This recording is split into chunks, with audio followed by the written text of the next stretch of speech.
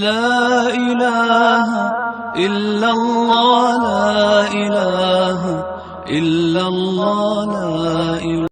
نحمده ونصلي على رسوله الكريم.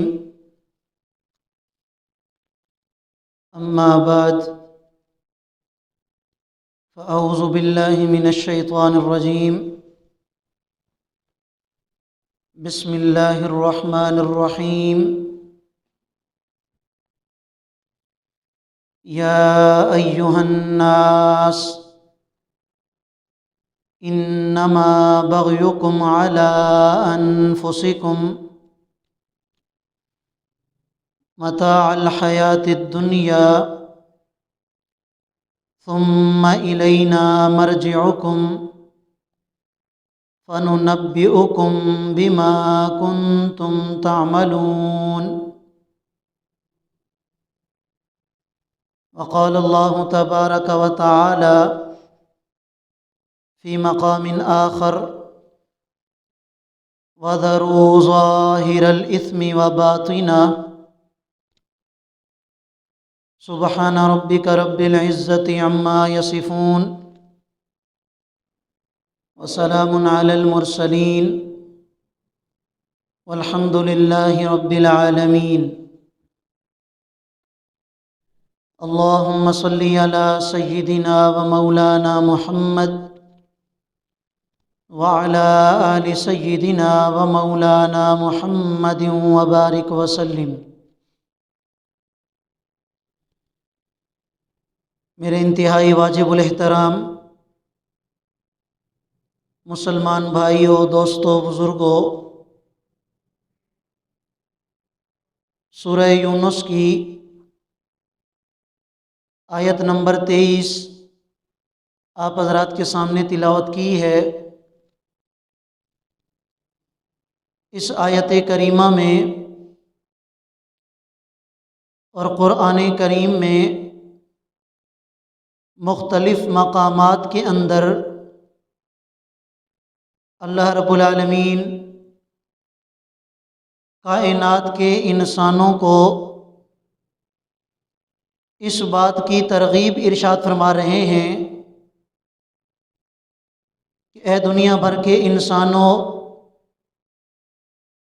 گناہوں کو چھوڑ کر نیک کاموں پر زندگی گزارنے والے بنو تو تمہیں دنیا اور آخرت کی عزتیں نصیب ہوں گی. اس میں کوئی شک و شبہ نہیں ہے کہ گناہ انسان کی زندگی پر اثر انداز ہوتے ہیں، اور سب سے زیادہ جب انسان کوئی گناہ کرتا ہے تو اس گناہ کا اثر اس کے دل پر ہوتا ہے. چنانچہ گناہ کرنے والا کسی نہ کسی طریقے سے، کسی نہ کسی صورت میں پریشان رہتا ہے. اس کے اندر بے اطمینانی اور بے سکونی ہوتی ہے. اسے سکون اور برکت نصیب نہیں ہوتی، اس لیے کہ وہ گناہ گار ہوتا ہے.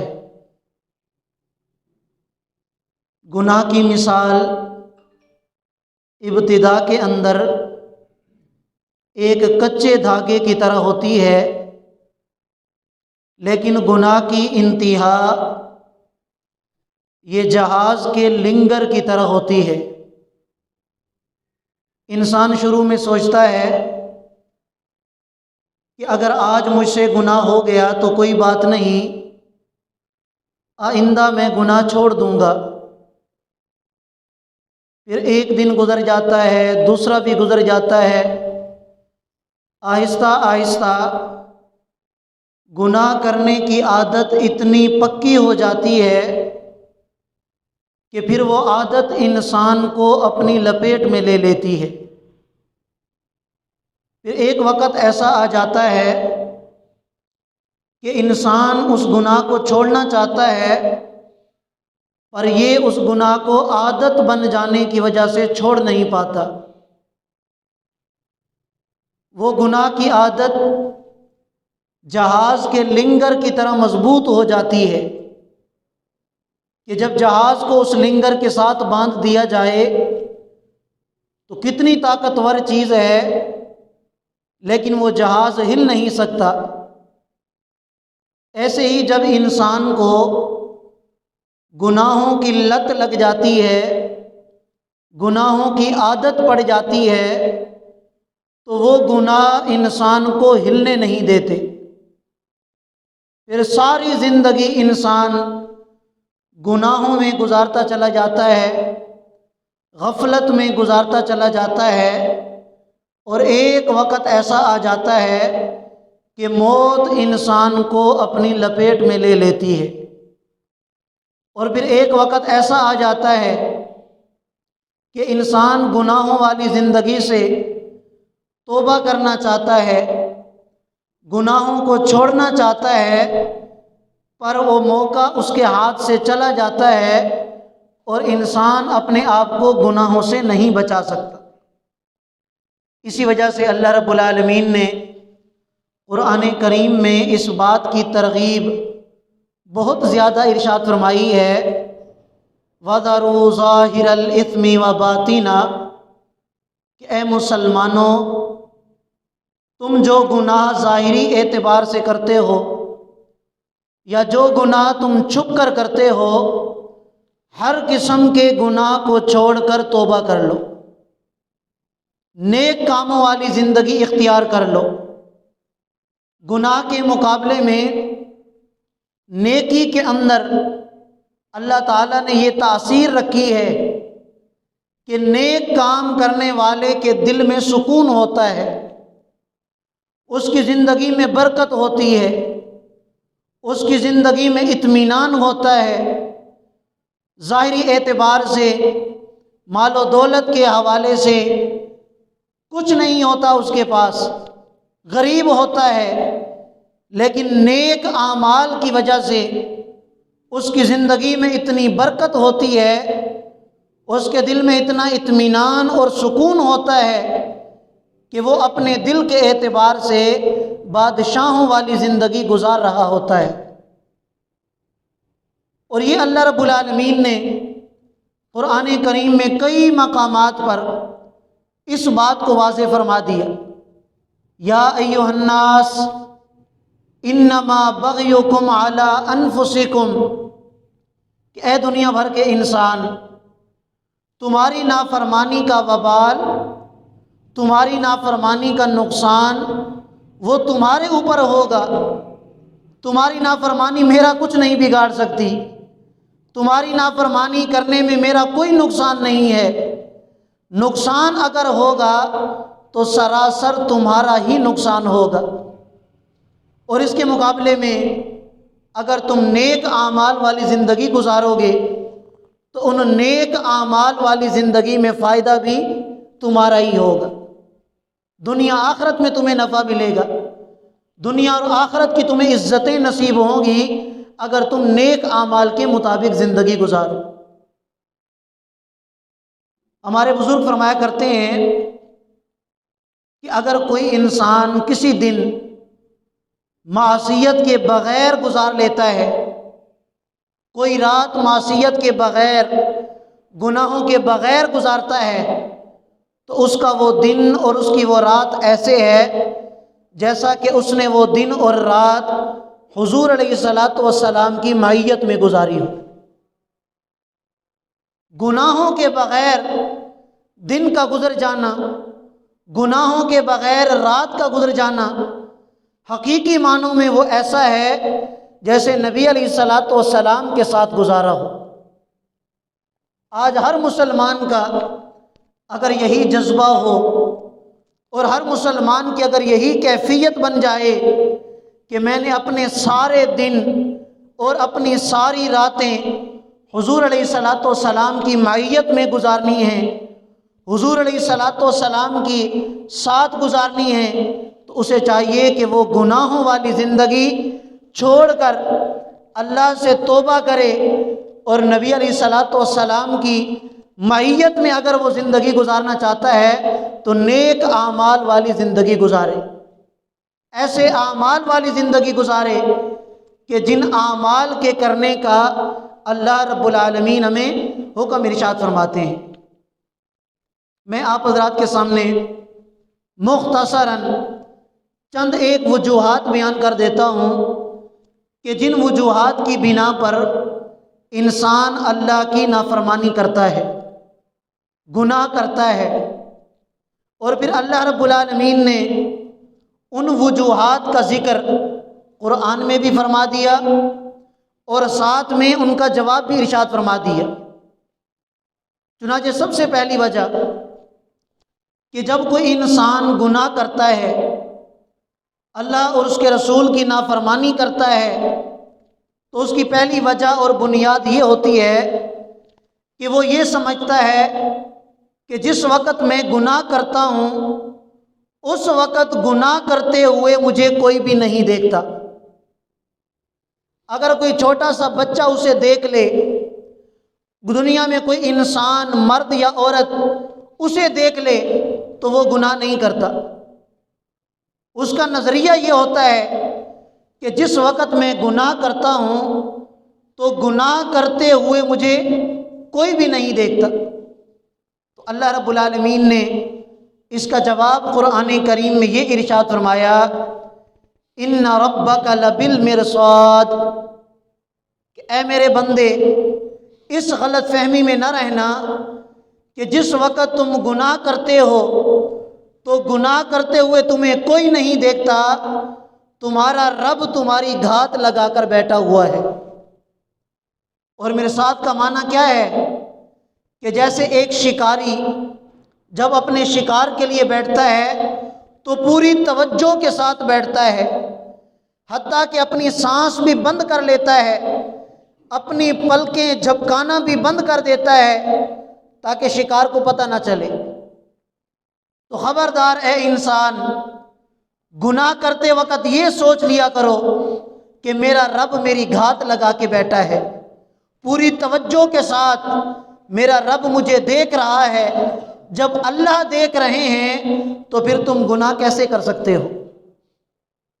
دوسری وجہ کہ جب کوئی انسان گناہ کرتا ہے تو وہ یہ سمجھتا ہے کہ کسی کو پتہ ہی نہیں چلا اور میں نے بڑی کامیابی کے ساتھ گناہ کر لیا، میں نے کسی کو پتہ نہیں لگنے دیا۔ تو اللہ رب العالمین ارشاد فرماتے ہیں کہ اللہ تو وہ ذات ہیں یعلم خائنۃ الاعین وما تخفی الصدور، کہ اللہ تعالیٰ تو تمہاری آنکھوں کی خیانت کو بھی جانتا ہے اور تم نے اپنے سینوں کے اندر جو کچھ چھپا کے رکھا ہے اللہ تعالیٰ اس کو بھی جانتا ہے۔ تو تم یہ کیسے کہہ سکتے ہو، اپنا نظریہ کیسے بنا سکتے ہو کہ جب میں گناہ کرتا ہوں تو کسی کو پتہ نہیں چلتا؟ اللہ تعالیٰ کو ہر بات معلوم ہے، اللہ تمہاری آنکھوں کی خیانت کو بھی جانتے ہیں، اللہ تعالیٰ تمہارے سینوں کے اندر چھپے ہوئے رازوں کو بھی جانتے ہیں۔ تو اس غلط فہمی میں مت رہنا کہ میں نے کسی کو پتہ نہیں چلنے دیا اور میں نے گناہ کر لیا۔ اور تیسری وجہ کہ جب کوئی انسان اللہ اور اس کے رسول کی نافرمانی کرتا ہے تو وہ یہ سمجھتا ہے کہ میرے ساتھ کوئی نہیں تھا، جب میں نے بند کمرے میں گناہ کیا، جب میں نے چھپ کر گناہ کیا تو میرے ساتھ کوئی نہیں تھا، کسی کو بھی پتہ نہیں چلا اور میں نے گناہ کر لیا۔ تو اللہ رب العالمین قرآن کریم میں ارشاد فرماتے ہیں وَهُوَ مَعَكُمْ أَيْنَمَا كُنْتُمْ، کہ اے دنیا بھر کے انسان، تم جہاں کہیں بھی ہوتے ہو اللہ تمہارے ساتھ ہوتے ہیں۔ اگر تم بند کمرے میں موجود ہو، تنہائی کے اندر ہو، خلوت کے اندر ہو، تو یہ مت سمجھنا کہ میں اکیلا ہوں۔ اگر تم ایک ہو تو دوسرا تمہارے ساتھ تمہارا رب ہوتا ہے، اگر تم دو ہو تو تیسرا تمہارے ساتھ تمہارا رب ہوتا ہے، اگر تم تین ہو تو چوتھا تمہارے ساتھ تمہارا رب ہوتا ہے۔ وَهُوَ مَعَكُمْ أَيْنَمَا كُنْتُمْ، کہ تم جہاں بھی ہوتے ہو تمہارا رب تمہارے ساتھ ہوتا ہے۔ تو خبردار جب بھی گناہ کرنے لگو تو اس بات کو مد نظر رکھتے ہوئے کرو کہ میرا رب مجھے دیکھ رہا ہے، میرے رب کو اس گناہ کا پتہ ہے، اور اس وقت بھی میرا رب میرے ساتھ موجود ہے۔ اور چوتھی وجہ کہ جب انسان گناہ کرتا ہے اس وقت کرتا ہے اور اس وجہ سے کرتا ہے کہ انسان بے حیا بن چکا ہو، ڈھیٹ بن چکا ہو۔ اور اللہ کے نبی نے ارشاد فرمایا اذا فاتک الحیا فاصنع ما شئت، کہ اے انسان جب تیرے اندر سے حیا ختم ہو جائے تو پھر تو جو کرنا چاہتا ہے کر لے۔ انسان جب ڈھیٹ بن جاتا ہے تو اپنے والدین کو کیا کہتا ہے کہ میری مرضی میں جو چاہے کروں، تم میرا کیا کر لو گے؟ ایک پڑوسی کو جواب دیتا ہے کہ یہ میرا گھر ہے، میں اس میں جو کروں تمہارا کیا ہے، تم میرا کیا کر لو گے؟ تو جب انسان ڈھیٹ بن جاتا ہے تو اس وقت گناہ کرتا ہے۔ گویا انسان اپنے رب کو بھی یہ کہتا ہے معاذ اللہ کہ میرا اللہ میرا کیا کر لے گا، اب میں گناہ کر کے دکھاؤں گا۔ تو اللہ رب العالمین ارشاد فرماتے ہیں ان اخذہ علیم شدید، کہ بے شک تمہارے رب کی جو پکڑ ہے وہ بڑی دردناک ہے۔ ان بطش ربک لشدید، تم تو یہ سمجھتے ہو کہ اللہ کیا کر لیں گے، تمہارے رب کی پکڑ بڑی سخت ہے۔ تمہارا رب جب پکڑنے پہ آتا ہے تو وقت کے فرعون کو بھی ایسا پکڑتا ہے کہ وہ فرعون بھی توبہ کرنے پہ مجبور ہو جاتا ہے۔ اور تم نے یہ نظریہ بنا رکھا ہے کہ معاذ اللہ ہمارا رب ہمارا کیا کر لے گا۔ وہ رب تمہارے ساتھ ہوتا ہے، تمہارے ایک ایک عمل پر اس کی نظر ہے، تمہارے ایک ایک عمل سے وہ واقف ہے، اور اس کے باوجود بھی تم گناہ کرتے ہو، اللہ کی نافرمانی کرتے ہو، تو یہ تمہاری ڈھٹائی ہے۔ تم ڈھیٹ بن چکے ہو، تم بے حیا بن چکے ہو، ایمانی اعتبار سے تم بے غیرت بن چکے ہو، تب جا کر تم اللہ اور اس کے رسول کی نافرمانی کرتے ہو۔ وگرنہ اللہ تعالیٰ پکڑنا چاہیں تو ایک سیکنڈ میں تمہیں پکڑ سکتے ہیں۔ تو یہ چار وجوہات ہیں کہ جن کی بنا پر انسان گناہ کرتا ہے۔ انسان بیچارہ یہ سمجھتا ہے کہ مجھے کوئی دیکھتا نہیں، میں نے کسی کو پتہ نہیں چلنے دیا، میرے ساتھ کوئی ہوتا نہیں، ڈھیٹ بن کر گناہ کرتا ہے۔ اللہ فرماتے ہیں خبردار، اللہ تمہیں دیکھتے بھی ہیں، اللہ کو تمہارے گناہ کا پتہ بھی ہوتا ہے، اللہ تمہارے ساتھ موجود ہیں، اور اگر اللہ تمہیں پکڑنا چاہیں تو تمہیں پکڑ بھی سکتے ہیں۔ یہ تو اللہ کا کرم ہے، اللہ کا حوصلہ ہے کہ اللہ تعالیٰ تمہیں کھلاتے بھی ہیں، پلاتے بھی ہیں، رزق بھی عطا کرتے ہیں، دنیا کی نعمتیں بھی عطا کرتے ہیں، اس کے باوجود تم گناہ کرتے ہو اور وہ تمہیں کچھ بھی نہیں کہتے۔ اللہ تعالیٰ کی طرف سے مہلت ہے۔ تو عقل مند ہے وہ انسان کہ جو اللہ کی نافرمانی چھوڑ کر اللہ کی بارگاہ میں توبہ کر لے اور پوری زندگی اللہ کے ساتھ یہ عہد کر لے کہ یا اللہ اب کے بعد میں گناہوں والی نہیں بلکہ نیک اعمال پر اپنی زندگی گزاروں گا۔ ہر مسلمان اس بات کا عزم کرے، ہر مسلمان اللہ کے ساتھ یہ عہد کر لے۔ حضرت ابراہیم بن ادہم رحمۃ اللہ علیہ کا بڑا عجیب واقعہ گناہوں کو چھوڑنے کے حوالے سے کہ ایک نوجوان حضرت کی مجلس میں آیا اور آ کر کہنے لگا کہ حضرت میں بہت گناہ گار ہوں، بڑا خطا کار ہوں، لیکن اللہ کی ذات سے ڈرتا بھی ہوں، اللہ کے عذاب سے بھی ڈرتا ہوں، تو آپ مجھے کوئی ایسا طریقہ بتا دیجئے کہ میں گناہ بھی کروں اور پھر اللہ کے عذاب سے بھی بچ جاؤں، گناہ بھی کرتا رہوں اور اللہ کے عذاب سے بھی بچ جاؤں۔ تو وہ تو اللہ والے تھے، نیک انسان تھے، وہ تو میری طرح یا آپ کی طرح تو نہیں تھے کہ ان کی مجلس سے وہ کسی کو دھتکار دیتے، نفرت بھری نگاہوں سے دیکھتے۔ انہوں نے اس نوجوان کو اپنے پاس بٹھایا اور بڑے ہی محبت والے انداز میں اسے مسئلہ سمجھایا۔ کہنے لگے میں تمہیں ایک طریقہ بتاتا ہوں، اس طریقے پر عمل کر لو، گناہ بھی کرتے رہو گے اور اللہ کے عذاب سے بھی بچ جاؤ گے۔ کہا کہ بتائیے؟ کہا کہ ایک طریقہ تو یہ ہے کہ جب تم گناہ کرنے لگو تو کوشش کیا کرو کہ اللہ کے سامنے گناہ نہ کرو، ایسی جگہ پہ جا کے گناہ کرو کہ جہاں تمہیں اللہ نہ دیکھ سکے۔ کہنے لگا حضرت یہ کیسے ہو سکتا ہے؟ اللہ تو ہر جگہ موجود ہیں، ہر جگہ پر اللہ کی نظر ہے، اللہ تو ہر جگہ مجھے دیکھ لیں گے۔ تو کہا کہ اچھا ایک اور طریقہ بتاتا ہوں۔ دوسرا طریقہ یہ ہے کہ جب تم گناہ کرنے لگو تو گناہ کرتے وقت اللہ سے یہ عہد کر لو کہ آج کے بعد آپ کا عطا کردہ جو رزق ہے اسے میں استعمال نہیں کروں گا، نہ آپ کا دیا ہوا کھاؤں گا، نہ آپ کا دیا ہوا پیوں گا، آپ کا رزق استعمال نہیں کروں گا۔ جب آپ کا رزق استعمال نہیں کروں گا تو گناہ کروں یا نیک اعمال کروں یہ میری مرضی ہے۔ تو وہ نوجوان کہنے لگا حضرت یہ بھی نہیں ہو سکتا، اس لیے کہ یہ تو ساری کائنات اللہ کے دیے ہوئے رزق پر چلتی ہے، میں اللہ کے رزق کو کیسے چھوڑ سکتا ہوں؟ کہا کہ اچھا یہ بھی نہیں ہو سکتا۔ تو تیسرا طریقہ بتاتا ہوں کہ جب تم اللہ کی نافرمانی کرنے لگو تو کسی ایسی جگہ جا کے کرو کہ جو جگہ اللہ کی ملکیت نہ ہو۔ کہا کہ یہ کیسے ہو سکتا ہے؟ یہ سارے زمین و آسمان، یہ ساری کائنات اللہ کی ملکیت ہے، میں کہاں جا کے گناہ کروں؟ ساری کی ساری کائنات ہی اللہ کی ہے، یہ بھی نہیں کر سکتا۔ تو حضرت ابراہیم بن ادہم رحمۃ اللہ علیہ فرمانے لگے کہ چلو اس کائنات میں تو تم گناہ چھوڑ نہیں سکتے، اس لیے کہ کائنات بھی اللہ کی، سارا رزق دیا ہوا وہ بھی اللہ کا، اللہ ہر جگہ تمہیں دیکھتے ہیں۔ چلو پھر ایسے کرنا کہ جب تم قبر میں پہنچ جاؤ اور منکر نکیر تم سے سوال کرنے آئیں تو ان کو کہنا کہ تمہیں کس نے اجازت دی ہے میری قبر میں آنے کی؟ میری قبر میں آنے کی تمہیں کس نے اجازت دی؟ بغیر اجازت کے تم اندر کیسے آئے؟ تو وہ کہنے لگا حضرت یہ میں کیسے کر سکتا ہوں؟ فرشتوں کو میں منع کیسے کروں گا؟ وہ کسی سے پوچھ کے تھوڑی آئیں گے، وہ کسی سے اجازت لے کے تھوڑی آئیں گے، وہ تو اپنی مرضی پہ اللہ کے حکم سے آئیں گے۔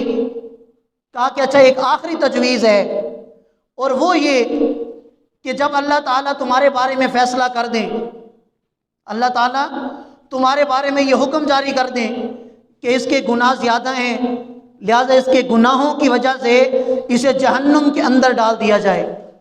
اب جب فرشتے تمہارے پاس آئیں اور فرشتے تمہیں پکڑ کر جہنم کے اندر ڈالنا چاہیں تو تم اکڑ کے کھڑے ہو جانا اور کہنا کہ میں تمہارے ساتھ نہیں جاتا، میں جہنم میں نہیں جاتا، میں جنت میں جانا چاہتا ہوں، میں تمہارے ساتھ نہیں جاتا۔ تو کہنے لگا حضرت یہ کیسے ہو سکتا ہے؟ میری کیا حیثیت ہے کہ میں فرشتوں کے سامنے کھڑا ہو جاؤں اور میں فرشتوں کو یہ کہوں کہ میں تمہارے ساتھ جہنم میں نہیں جاتا، مجھے جہنم میں مت ڈالو، میں جنت میں جانا چاہتا ہوں۔ تو یہاں حضرت ابراہیم بن ادہم رحمۃ اللہ علیہ نے اس آدمی کو بات سمجھائی کہ بھائی دیکھو، جب یہ سارے کام تم کر نہیں سکتے تو پھر اللہ کی نافرمانی کیوں کرتے ہو؟ پھر گناہوں کو چھوڑ کیوں نہیں دیتے؟ اللہ کی نافرمانی کو چھوڑ کیوں نہیں دیتے؟ جب یہ کائنات کی ملکیت اللہ کی ہے، اللہ ہر وقت تمہیں دیکھتے ہیں، قبر کے عذاب سے بھی تم ڈرتے ہو، اللہ کے عذاب سے بھی تم ڈرتے ہو، اور یہ بھی تمہیں معلوم ہے کہ جب بھی میں نافرمانی کروں اللہ مجھے دیکھتے ہیں، تو پھر تم اللہ کی نافرمانی چھوڑ کیوں نہیں دیتے؟ تو وہ نوجوان کہنے لگے حضرت اب مجھے بات سمجھ میں آ گئی، آج کے بعد میں توبہ کرتا ہوں اور اللہ کی نافرمانی کبھی بھی نہیں کروں۔ اس نے توبہ کر لی۔ یوں حضرت ابراہیم بن ادہم نے اس نوجوان کو یہ بات سمجھا دی۔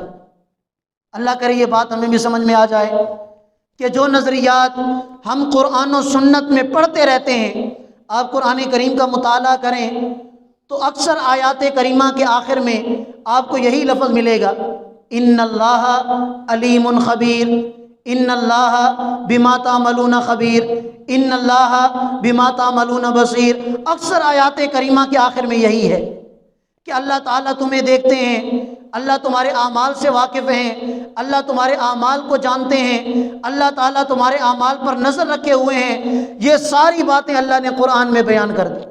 اللہ کرے کہ یہ مسئلہ ہمیں بھی سمجھ میں آ جائے، ہمیں بھی یہ بات یقین کے ساتھ سمجھ میں آ جائے کہ واقعی اللہ تعالیٰ کی نظر ہمارے ایک ایک عمل پہ ہے۔ اگر ہم گناہ کر کے زندگی گزاریں گے تو اس کے بدلے میں ہمیں جہنم ملے گی، اگر نیک اعمال پر زندگی گزار کے جائیں گے تو اللہ تعالیٰ کی طرف سے ہمیں جنت انشاءاللہ مل جائے گی۔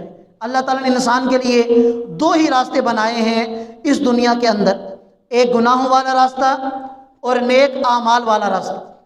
اب جو انسان نیکی والے راستے پہ چلے گا تو میں قسم اٹھا کر کہتا ہوں کہ وہ اس کائنات میں امام اعظم بنے گا، اور جو گناہوں والے راستے پہ چلے گا وہ اس کائنات کا سب سے بڑا غلام اعظم بنے گا۔